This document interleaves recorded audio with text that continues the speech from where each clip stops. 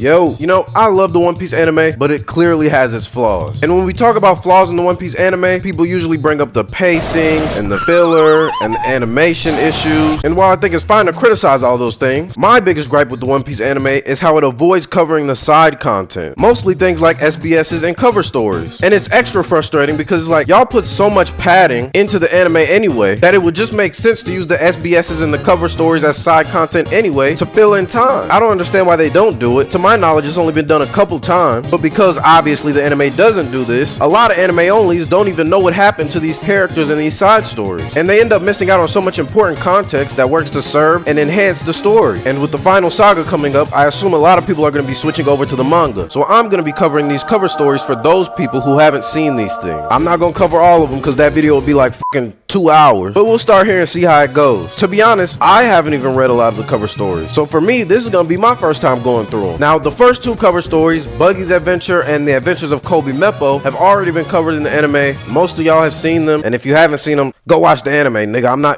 Let me chill. But yeah, I'm gonna skip over those and I'm gonna go on to the next cover story, which covers Django.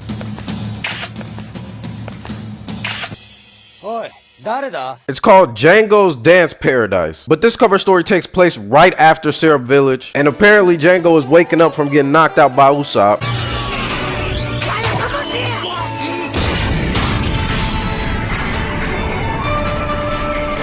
And the Black Cat pirates have left this nigga behind. The ship is going and Django is stranded in the village. He ends up spending a little bit of extra time in Syrup Village until he gets chased off by the Usopp pirates. Say you swear to fucking God. Now, Django, you are too grown to be getting ran off by some little kids. These niggas cannot be older than 10 years old. Regardless, he leaves and he sails until he reaches Mirror Ball Island. But when he gets there, the Marines are still searching for him. And they really combing the whole island looking for this nigga. One, how do they know that he's here? Two, why are they going so hard for this little ass 9 million berry bounty? Obviously, since Django's wanted poster is everywhere, he has to disguise himself so that he doesn't get caught. And his brilliant idea is to take off his sunglasses. And when he takes his sunglasses off, we see that Django actually has heart-shaped eyes. I mean, this is One Piece, so crazy character designs is nothing crazy, but I'd be lying if I said this shit didn't disturb me a little bit. And as his disguise, Django puts on some regular shaped sunglasses instead of the heart-shaped ones. And apparently that's good enough that nobody recognizes him. He ends up getting into a dance competition with Full Body of all people, and they actually end up becoming friends. Well, it seemed like they were becoming friends until they realized who each other were. But before they can take Django into custody, pirates attack the island. What is that? Now, since the Marines are busy, Django has the opportunity to escape the island, and he almost does,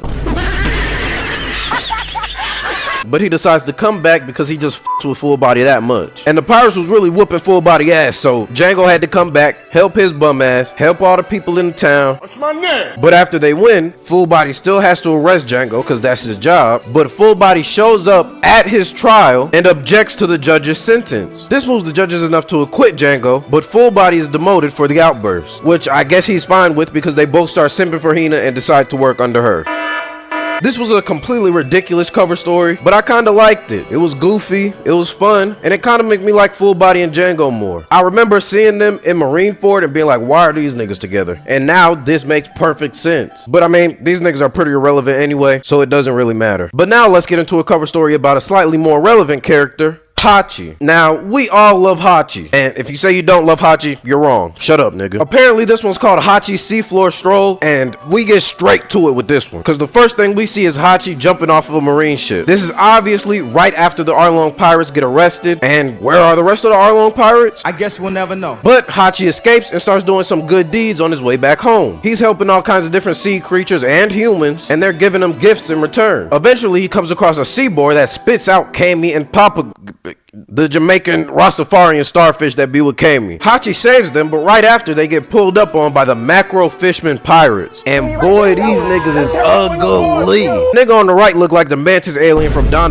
Bro in the middle got the Popeye's arm, and the nigga on the left is the biggest fishman artist in the world. We got Fishman Biggie Smalls, but as it turns out, these are Hachi's old friends. They end up giving him a map for an octopus fritter recipe, whatever that is, and he gets it in exchange for Kami. What the fuck, Hachi? I thought you was cool, bruh. bruh. But this bitch Kami stay getting kidnapped. She need a gun or something. And on the way to this treasure, he proposes to this octothot and gets rejected. But once he gets there, it turns out there's no recipe there, just a giant ass sea monster. Now Hachi's angry and he's going after the macro fishman pirates. Apparently Hachi just solos the whole crew and Kami is saved. And really Hachi beat their ass for no reason because they wasn't even lying about the treasure. It was inside the monster. Now that he has the treasure, he goes back to bribe his favorite gold digger again. But when he meets up with her, she's apparently helping out this village of starving catfish. So obviously Hachi's gonna help them out, right? Nope. He steals all their treasure. But we find out he's going to trade the treasure in to get cooking supplies and ingredients to feed the catfish. But like, they're fish. Just get them niggas raw meat or something. Pause. Oh, octopus fritters is takoyaki. But why is Hachi feeding people octopus? He's an octopus. Hachi saves his last plate of takoyaki to try to get him some octopussy. She's ready to accept, but that's right when she sees an old ass catfish that still hasn't eaten. And she punches Hachi for it. But it's like, how was he supposed to know? What did he do? This octo hoe cuts Hachi off for good, and now he's all alone with Kami and the Jamaican starfish. That's when he decides to make a takoyaki shop, and all the catfish help him out. And he stays at his shop until we see him at Saboti. This cover story was alright. It just felt like it was a bunch of running around. But I did like seeing Kami and the starfish prior to Saboti and seeing that they were already characters in the story prior to that point. Cool little cover story, nothing crazy. I hate we have to go from a loved character to this, but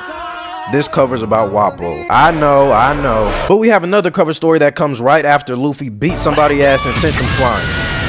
I'm starting to notice a pattern with this shit. But this idiot is running through the forest eating trees and rocks and shit. Just sloppy and greedy. That must not have been good enough for him because he starts rampaging through a nearby town eating anything and everything he can get his hands on. Or his mouth on.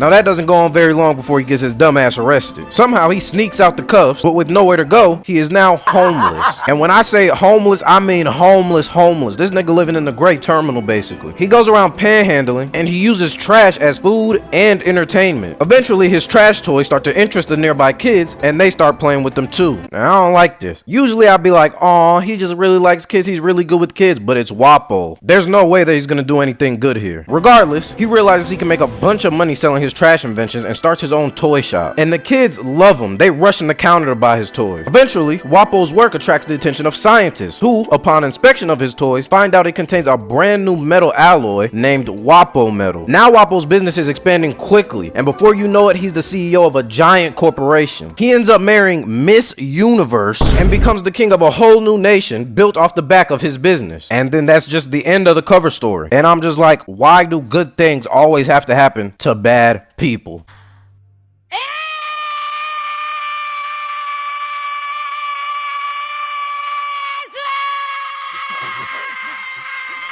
Oh shit, this one's about Ace. We open up with Ace stealing from some shop. Maybe he stole donuts. Stealing aside, this cover story takes place while Ace is still looking for Blackbeard. So sometime after Alabasta, but before Enies Lobby. So Ace is asking around the island of Lucia trying to see if anybody has information. He ends up finding a Dr. Blackbeard, no relation, and beats this nigga ass for no reason. That little situation gets him kicked out and thrown into the river. Yo, these niggas is wild. They could have killed him. Luckily, Ace gets saved by a girl named Mo, and she gives him a place to stay. Eventually, she gets comfortable enough with Ace to start telling him shit about herself apparently, and she gives him a letter to deliver. Somehow this leads to Ace infiltrating a Navy base and pretending to be a soldier. But one of the soldiers disrespects Whitebeard, and you know how that shit go. Yo, this on top of the Django story, One Piece disguises are trash. Nigga drew a fake mustache and he's a whole different person apparently. Ace's nonsense even gets the attention of the commander of the base, Vice Admiral Comille.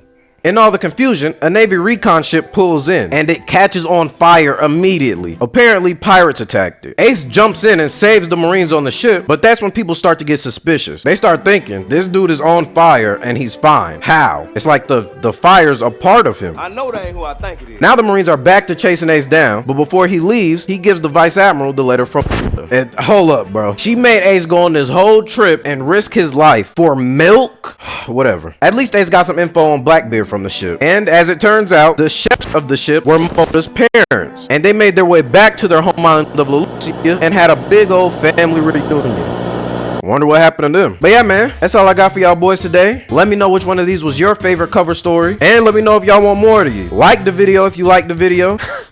Come on, man, please. I know you liked the video. You watched the whole video. Just like it. Subscribe to the channel. And yeah, man, I'm gone. Damn.